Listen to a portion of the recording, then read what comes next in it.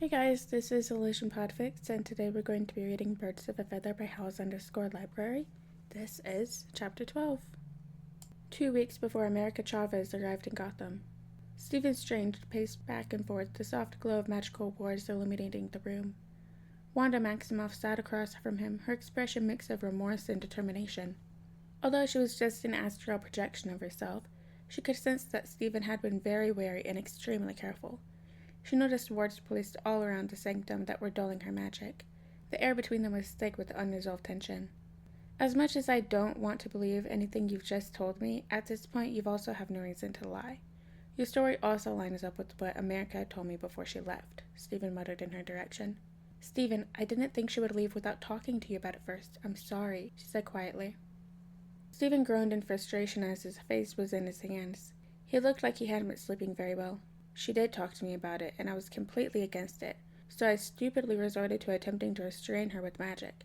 That just led to me being flung against a wall, Stephen muttered. He looked over at her and had this look in his eyes. It was a culmination of several emotions. Sadness, frustration, anger, maybe even fear. Wanda wasn't sure. You also have a lot more to be sorry for than sending America to go find Peter, he said sharply, eyes narrowing at her. His face was now leaning towards being a bit unreadable. Wanda's face fell as she looked back at him. She knew that she had to make amends somehow, but unfortunately that wasn't going to take priority right now.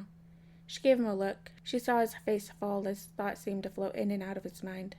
We need to talk about him, don't we? Stephen said, his tone guarded. Wanda looked up, knowing exactly who he meant. I know, the creator of the Darkhold. Stephen's eyes narrowed. You understand why I'm hesitant to even have this conversation, right? After everything you did, the attack on Camartage, the deaths of my students, you tried to kill me, Wanda. You tried to kill Wong. In America, his voice was strained, like it was painful to even talk about this. Wanda winced at her words, feeling the sting of his distrust. She studied his face, noting the tightness in his jaw, the hardness in his eyes. It was clear he still carried the weight of their past conflicts, and he couldn't blame him. I know, Stephen, Wanda interrupted, her voice trembling slightly. I know I did terrible things. The Darkhold corrupted me, twisted my desires for a family into something more monstrous. I realize that now, that it's gone, but I'm trying to make amends. I want to apologize to America, to everyone I hurt. I'm asking for your forgiveness. Stephen stopped pacing, looking directly at her. It's not that simple. You were manipulated by the Darkhold, yes, but the destruction and death you caused? It's hard to just forgive and forget.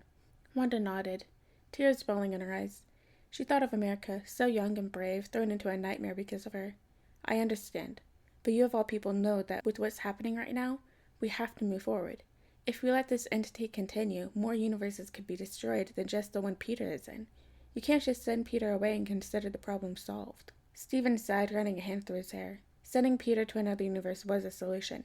He was safer there, away from all of this. He was supposed to have found peace. It's not as easy as it seems, and it's also a bit hypocritical, Stephen, Wanda said quietly. You know it is. We can't pass our problems into another universe. We need to face this head on. Especially since the knowledge you have on the multiverse is subpar at best. Stephen clenched his fists, his knuckles turning white. Wanda could see the conflict in his eyes, the struggle between his duty as a protector and his personal feelings of betrayal. You don't get to say things like that to me anymore, Wanda. I don't know if I can trust you, not after everything. I don't expect you to trust me immediately, Wanda admitted, but we don't have the luxury of time.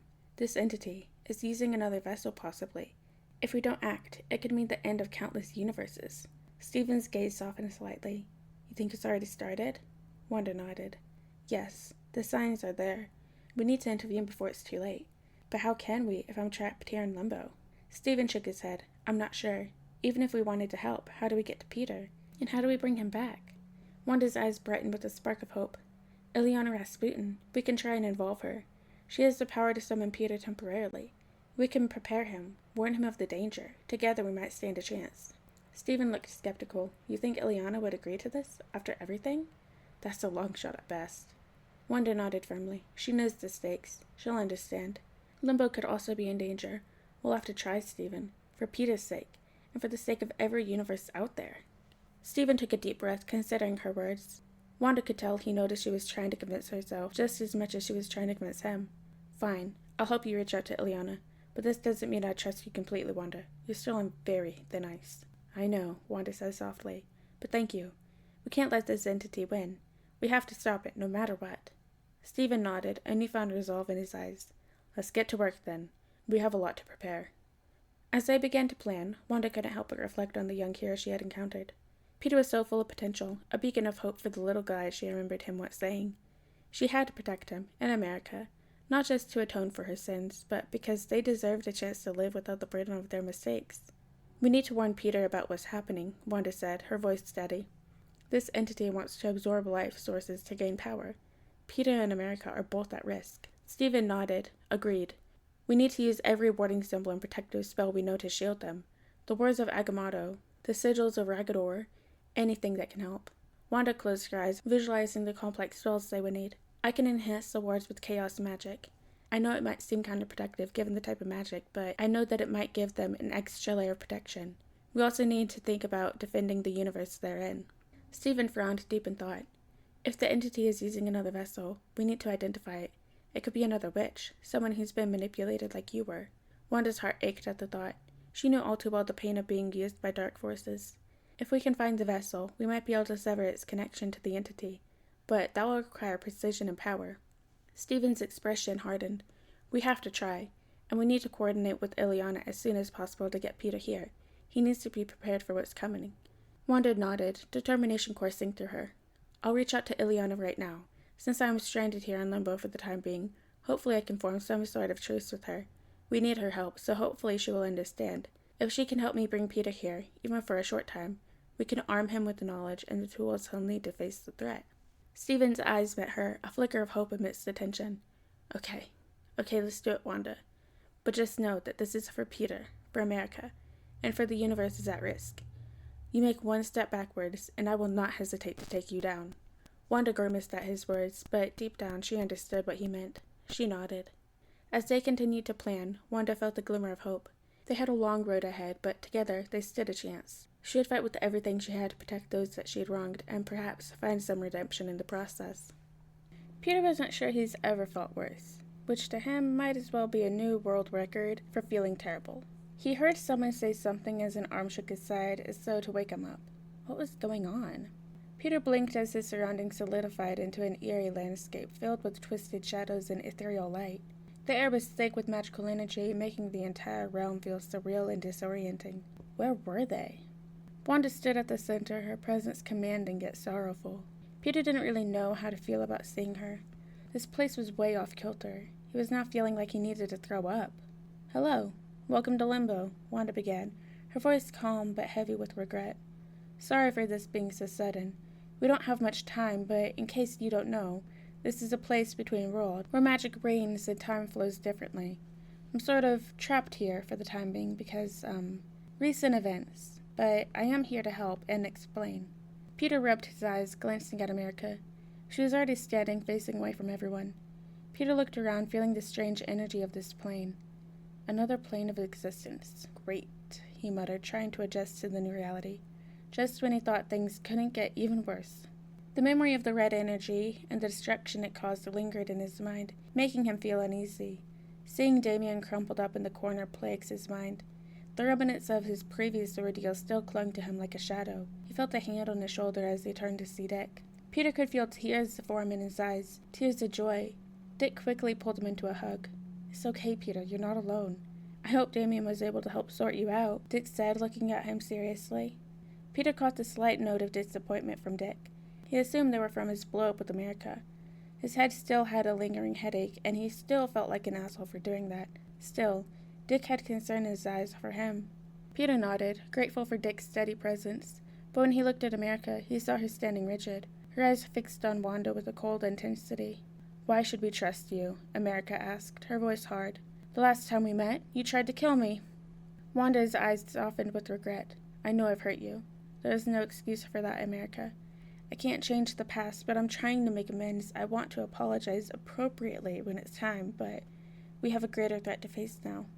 America didn't seem so convinced, but a part of Peter knew that America had always had a soft spot for Wanda. He knew that she trusted her to come and look for him, but it seemed that she was putting her trust to the test by actually seeing her face to face again. Gwen, adjusting to the bizarre landscape, started speaking. I'm sorry for interrupting, but what is going on? Why am I here? Peter looked over to Gwen. She looked extremely confused, but she had a point. Although Peter was happy to see her, he was wondering why she was here with them. Wanda nodded, anticipating the question. With Ileana's help, I was able to summon those whose hearts and souls Peter believed could help him the most. Your presence here is a testament to his trust and need for support, from all of you. Gwen looked back towards Peter. Oh, well, thank you for trusting me enough to believe that I can help you. I think someone is going to have to explain a little more so I have the context of what exactly is going on, but anything I can do to help, she said honestly, giving Peter 2 thumbs up. He could tell she was a little bit flustered, if not borderline uncomfortable being stripped away from her home universe so suddenly, but he couldn't really blame her for feeling that way. Peter shifted uncomfortably, embarrassed by the attention. He glanced at Dick, whose eyes were filled with pride and affection. I'm glad you think of us that way, Peter. Peter managed a small smile. Thanks, Dick, he said sheepishly. Wanda looked at all of them and continued. It looks like my fears are being realized. What was controlling me now has its grips on Peter, and unfortunately, the universe he was sent to. Something that absorbs and destroys life as you know it, she said glumly. Peter thought back to the bathroom. What happened to him, and how Damien looked before he was brought here? Wait, there's something I need to tell you all. Damien chewed me out for what I did, but I collapsed, and he took me to the bathroom.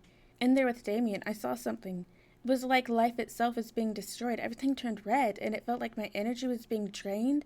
Damien crumpled to the floor. I don't know if he's okay. Wanda's expression grew serious, her eyes darkening with concern. That confirms my fears. I believe this entity known as Kython, the ancient dark force that created the Darkhold. It must have seen an opportunity with both my corruption and your displacement, Peter. Peter clenched his fists, frustration bubbling up inside him. He groaned loudly, and his knuckles bloomed ivory as he clenched his fists. It feels like no matter where I go, problems always follow me. But it's not about me. Not anymore. He turned to America, his eyes sincere. America, I'm so sorry for what I said. I wasn't acting like myself, but those thoughts were pulled out from some place in my mind. Even though I was in a place of anger and mourning, there was no excuse for me to ever say that to you. I hope you can forgive me. You are important, and the fact that you're here in limbo with us proves that, Peter said, giving her an earnest yet guilty look. America's icy demeanor melted slightly, her expression softening. Thanks, Peter. I know you didn't mean it. We just need to stick together. She seemed to not really want to discuss what Peter had said, but her forgiveness seemed sincere.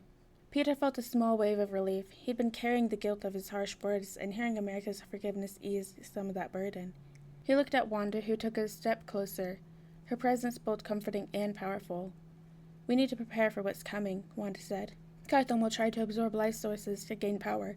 We must use every warding symbol and protective spell we know to shield ourselves and defend the universe your friends are in. Gwen nodded, determination in her eyes. So what do we need to do? Wanda began to explain, detailing the lore of Mount Wundagore, along with the Chthon and the magical protections they could use in defense. As they listened, Peter felt a growing sense of unity and purpose amongst the group. But he wondered if it would be enough. Even if they were ready to face the darkness together, despite the daunting challenges ahead, he was worried for everyone else back in Gotham. He knew they were capable of handling themselves, but he hoped that him and Dick's disappearance wouldn't cause them much of a blockage when it came to trying and figuring out what was going on. Peter hoped that Damien was okay. He knew that Damien had seen what he had seen, so if he was able to reiterate that to the group, they would be able to get a lead with the help of Zatanna and John. It is most likely that the Chthon is using a vessel for its infiltration and absorption of this universe. What we need of you all is to investigate who it could potentially be, Wanda explained. How are we supposed to know who the vessel could be? Dick said. It is most likely someone who is plagued by negative emotion or distress. They would have been taken by Kython within the past few days, if not weeks, Wanda responded. Peter saw Dick thinking about potential suspects. His face scrunched up as his hands went to his forehead in distress. What if it's one of Gotham's villains? They were always filled with negative emotion if Batman has anything to say about it, Gwen said suddenly. Peter and everyone else turned to look at her. She was right. That seemed like the most plausible option to deduce. He turned to Dick, and it seemed like they were on the same page. Gwen is right. That's the perfect place to start. You will need to recon and go through a process of elimination and see who could be the vessel, Dick said as he turned to Wanda. How long do we have here with you? About an hour is left. Time functions differently here, though. It is most likely a matter of several minutes, she said. Dick nodded. I know we don't know each other at all, and this is all very new for us, but we have all been through the most random shit over the past few days, and we are more than capable in helping take down this Kython, or whoever is trying to absorb our universe, Dick said confidently. Peter and the others nodded in agreement as Wanda smiled at them all. Thank you for being so willing. I can't help but think that this is all my fault, she said softly. Peter walks up to her with a frown. No. We get to share this on our shoulders. You aren't alone, Wanda. We are here together. He turned back to see the others smiling at him. Maybe he was learning and applying what they had taught him. Maybe he was learning and applying what they taught him after all. What he knew for sure, though, was that he couldn't have made it this far without any of them. Let's finish the plan and we can go back and warn the others. Jake ran up to him and hugged him, followed by America and Gwen. We are so proud of you, Peter, he said. Peter felt his face heat up at the remark. Thank you so much, you guys, Peter said as they let him go.